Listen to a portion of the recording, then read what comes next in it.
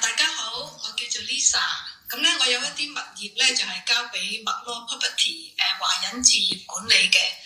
咁咧，我當初投資物業咧，係希望想有啲好嘅收入啦，升值啦，同埋咧將呢啲咁好嘅物業咧留俾我啲細路仔嘅。喺同麥羅 Property Management 華人置業合作之前咧，我最擔心嘅咧就係啲房屋嘅丟空啦。管理嘅問題啦，同埋兜理好瑣碎嘅問題。同麥羅 Property 合作之後咧，有一樣令我印象好難忘嘅就係咧，